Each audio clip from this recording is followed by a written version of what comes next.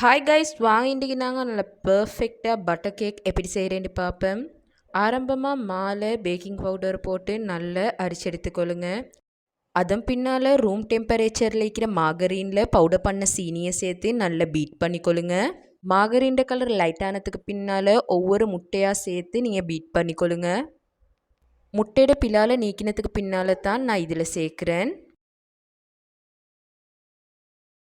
முட்டையெல்லாம் சேர்த்ததுக்கு பின்னால் கொஞ்சம் கொஞ்சமாக மாவை சேர்த்து நல்லா மிக்ஸ் பண்ணிக்கொள்ளுங்க. நீங்கள் எந்த சைடுக்கு நீங்கள் பீட் பண்ணீங்களோ அதே சைடுக்கு தான் நீங்கள் மிக்ஸும் பண்ணணும்.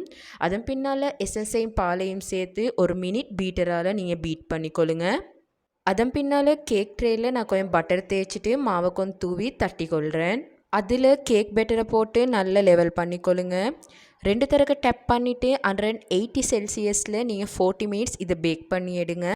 40 மினிட்ஸ்க்கு பின்னால் கேக்கை பார்த்தா கொஞ்சம் பச்சையாயிடுச்சு. அகெயின் 150 செல்சியஸில் 10 மினிட்ஸ் பேக் பண்ண போட்டேன். அதோட கேக் பர்ஃபெக்டாக பேக் ஆகிட்டு இது தான் நாங்கள் செஞ்ச சூப்பர் சாஃப்டான பட்டர் கேக். இதை நீங்களும் கட்டாயம் ட்ரை பண்ணி பாருங்கள். உங்களுக்கு இந்த வீடியோ பிடிச்சிருந்தேன்டா லைக் பண்ணுங்கள், ஷேர் பண்ணுங்கள், மறக்காமல் சப்ஸ்கிரைபும் பண்ணுங்கள்.